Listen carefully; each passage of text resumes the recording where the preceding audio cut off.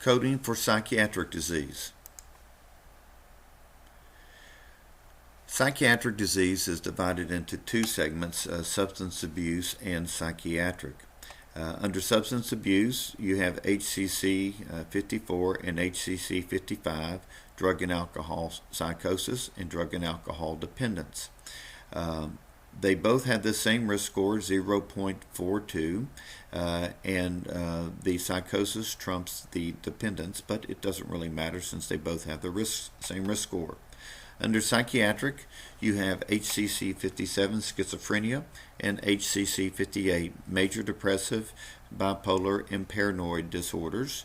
Schizophrenia trumps the others here, and schizophrenia has a risk score of 0.49, and HCC 58, major depression, bipolar, and paranoid disorders, has a risk score of 0.33. If you look under mental, behavioral, and neurodevelopmental disorders under ICD-10, this is F1 through F99. The bolded areas are areas in which there are HCC codes. The other conditions do not have these. So anxiety disorders, behavior disorders, personality disorders, intellectual disorders, things like that are not HCC conditions, whereas mental and behavioral disorders due to psychoactive substance use, schizophrenia, and mood disorders are associated with HCC codes. So let's take a look at some of these, and let's start with substance abuse, which would be psychosis and dependence, 54 and 55. If you break this down, mental and behavioral disorders due to psychoactive substance use, under ICD-10, that is F10 through F19, you have all of these have HCC scores except nicotine dependence, and it is not HCC. But alcohol, opioids, cannabis, sedative, hypnotic, and anxiolytic-related disorders, cocaine, other stimulant-related disorders, hallucinogen-related disorders, inhalants, and other psychoactive substances are there. And you will see these over and over again, and I will show you these, and we'll kind of go through them fairly rapidly since there are many of these conditions that are all similarly coded. So first, let's look at drug and alcohol psychosis. You look under abuse, and you have a psychotic disorder with delusions, with hallucinations, and psychotic disorders unspecified. And so you have abuse and dependence, and you have all these other sort of things associated with dependence that go along with alcohol and these other conditions. So you have delusions, hallucinations, unspecified psychotic disorders, alcohol-induced persisting amnestic disorder, and persisting dementia related to alcohol. So you have the same thing with opioids, cannabis, sedative, hypnotic, and anxiolytics, cocaine, other stimulants, hallucinogens, inhalants, psychoactive substances. Okay, now with drug and alcohol dependence, HCC 55, it's a similar sort of thing. You have alcohol abuse, and in this case you have with intoxication, uncomplicated, with other intoxication symptoms, alcohol-induced mood disorders, anxiety disorders, sexual dysfunction, sleep disorders, all sorts of alcohol-related disorders due to alcohol abuse and alcohol dependence, uncomplicated. But this one is very important, alcohol dependence in remission. And you'll see this with all the other substances also. So keep in mind, if you have a patient who has ever been through a rehab program ever had to go to Alcoholics Anonymous, any sort of program due to drugs or alcohol, this diagnosis would always be there pretty much for the rest of their life. So always keep that in mind with that. So you have alcohol dependence with all the different conditions associated with it, and alcohol use with all these conditions associated with it. Now, it has here alcohol use unspecified with intoxication uncomplicated.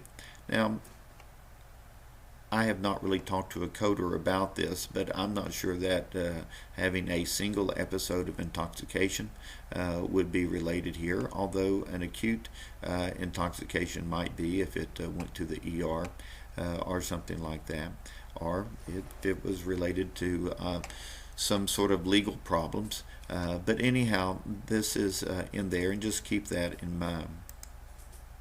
Opioid use, similar sort of thing. Abuse and opioid dependence. Opioid use, cannabis abuse, dependence, and again in remission, and cannabis use. Sedative, hypnotic, and anxiolytic abuse, dependence, in remission, and use. Cocaine abuse, dependence, and in remission, and cocaine use. Other stimulant abuse, and in remission, and stimulant use. Hallucinogens abuse, in remission, dependence, and use. And inhalants abuse, dependence, in remission, and use. And psychoactive substance abuse, in remission, and use. Okay, now let's go on to schizophrenia, HCC 57. Schizophrenia is a serious mental illness characterized by incoherent or illogical thoughts, bizarre behavior and speech, and illusions or hallucinations such as hearing voices.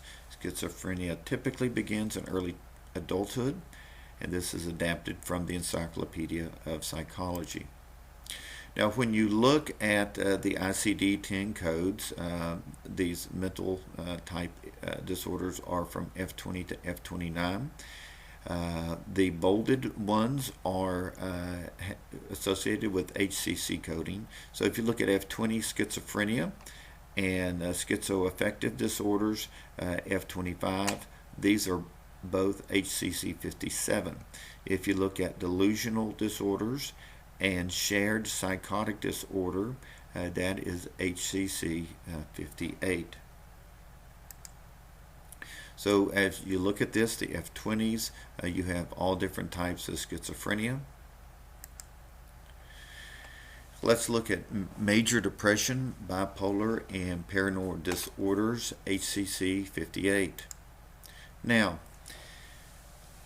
things have changed with ICD-10. If you remember ICD-9, there was a depression, 311 depression, which was just a general depression, but was not classified as major depression. If you look at the coding book, it said it was a mental state of depressed mood characterized by feelings of sadness, despair, and discouragement, appropriate for situational depression or depressed mood due to bereavement. It was a mild depression that is not considered clinical depression. For clinical depression, you should use major depression. So this has been done away with under the ICD-10. There was always a lot of debate about this, that if you were depressed enough to be on medication, then it should be considered a major depression. Some people would argue against that. But it's, again, this sort of goes away under ICD-10.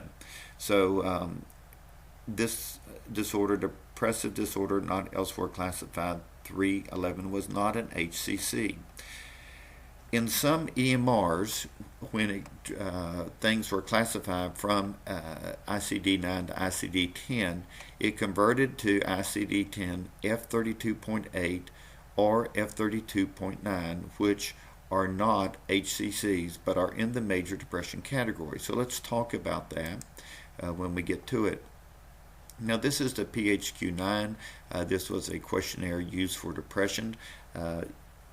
In Medicare now, most everyone is doing depression screening on their patients.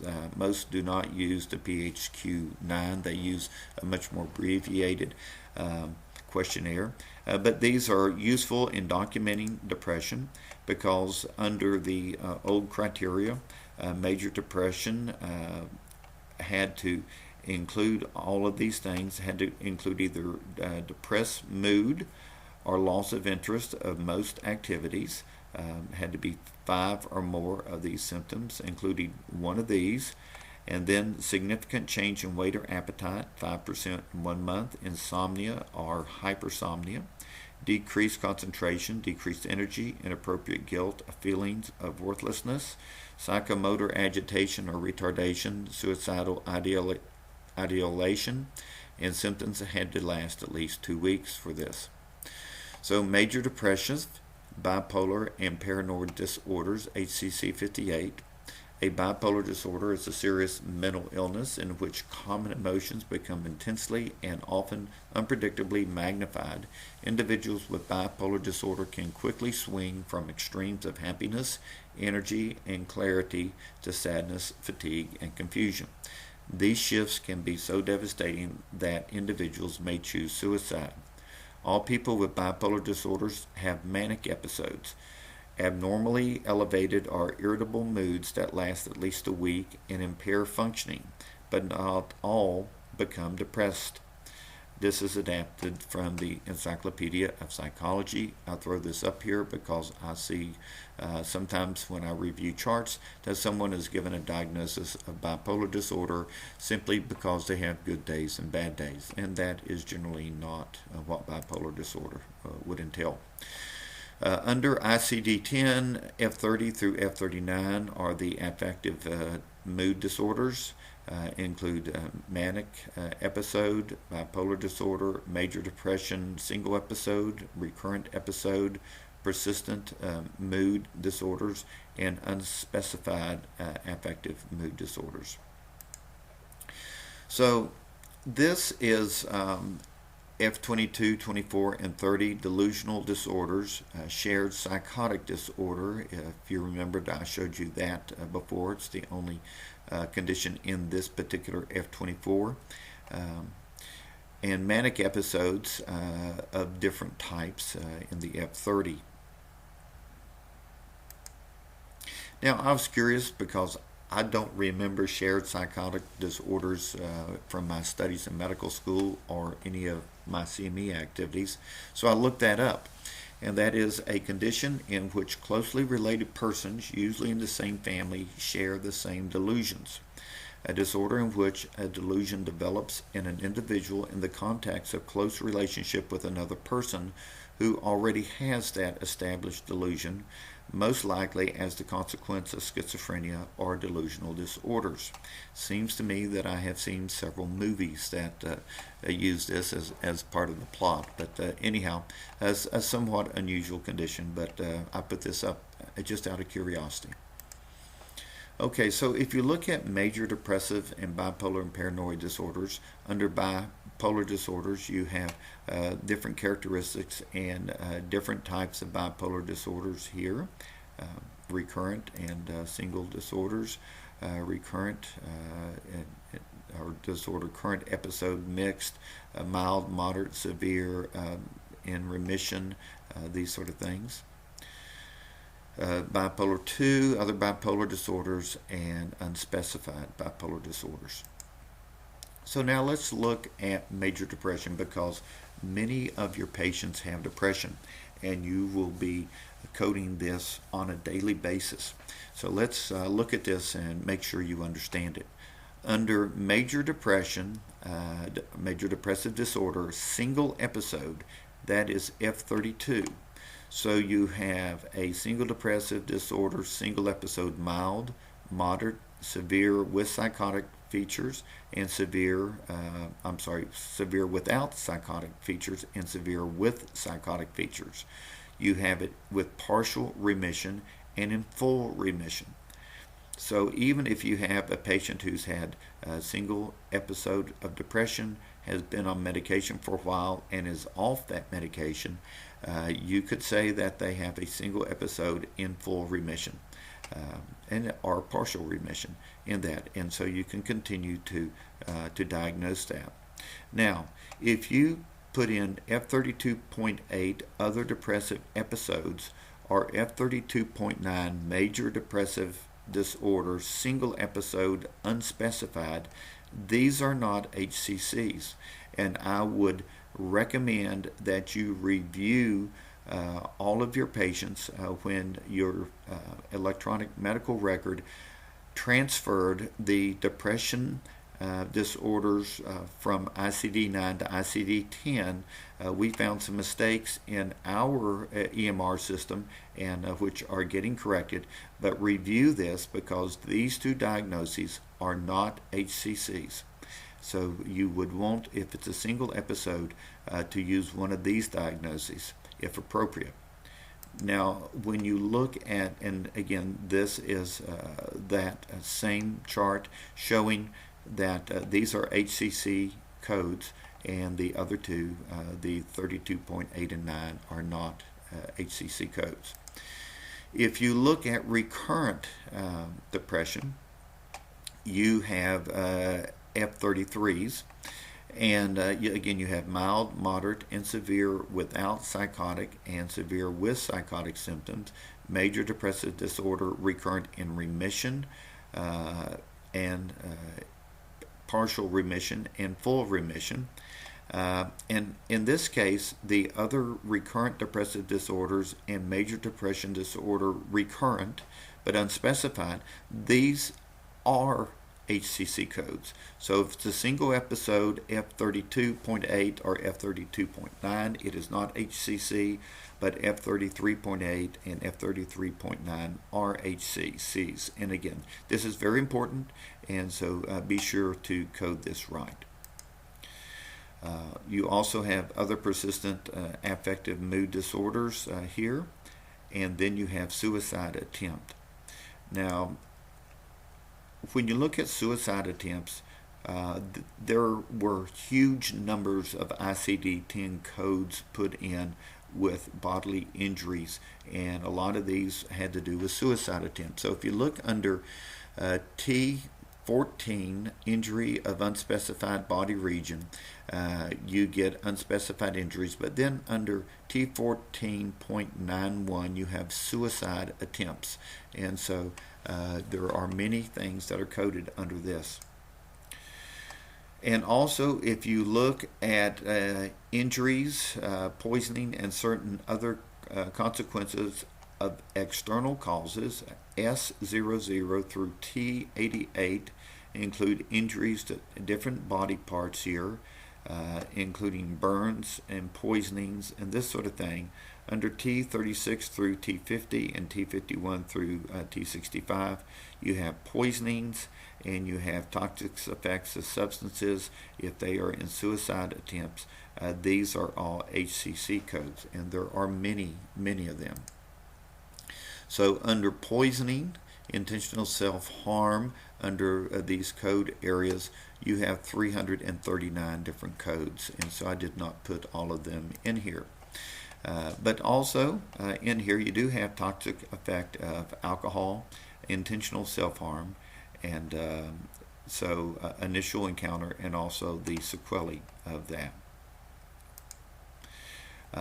Under toxic effects, intentional self-harm, under these particular ICD-10 numbers, there are 265 codes.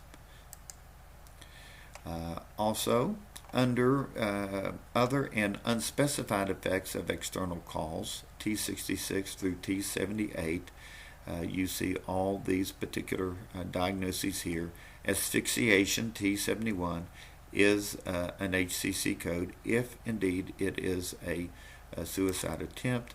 And so you have asphyxiation, intentional self-harm, you have initial encounters and sequelae. The A, initial encounter, and the S is sequelae here. And so you have this due to a pillow, plastic bag, bed linens, furniture, hanging, mechanical threats due to other causes, and again, intentional self-harm, initial and sequelae, from being trapped in a car trunk, in a refrigerator, all sorts of different things like that. And under the intentional self-harm, X71 through X83, all of these are HCC codes. So you'll have things from drownings to submersions, handgun discharge, rifle, shotgun, larger firearms, unspecified firearms or gun discharge, explosive materials, smoke, fire, and flames, steam, hot vapor, hot objects, sharp objects, blunt objects, jumping from a high place, jumping or lying in front of a moving object, crashing of a motor vehicle, and by other means of self-harm. So we can go through these very quickly because that was the overview, but in intentional self-harm by drowning and submerging, and you can see they have where this happens, from a swimming pool to bathtubs and everything. Also, I wanted you to notice that in this particular series of diagnoses, you use a lot of X's in here because you have to put in whether or not it's the initial encounter or whether or not it is a subsequent encounter or sequelae under all of these. And if you remember in our little overview about ICD-10, it talked about using X's in the center of the code as a placeholder so that you can put the ADs, S's, or what other letter you may need to put in here to make it a code. I just throw that in as part of our little ICD-10 education here. So you have drowning and submerging, again, and all sorts of different encounters and places. You have intentional handgun discharge, shotgun discharge, rifle, machine guns, other larger firearms, air guns, paintball guns, which I thought was kind of unusual, other gas, air, or spring-operated guns, other firearms, explosive materials, smoke, fire, and flames, steam or hot vapors, hot tap water, other hot liquids, hot household appliance, other hot objects, sharp objects including knives and swords and daggers and things of that nature, blunt objects, jumping from a high place, jumping or lying in front of a motor vehicle, a subway train. In other moving objects, and collision of intentional collision of a motor vehicle with other vehicles, running into a train, running into trees, and also intentional crashing of aircraft under here, intentional electrocution, intentional exposure to extreme codes, and other means of self-harm in here.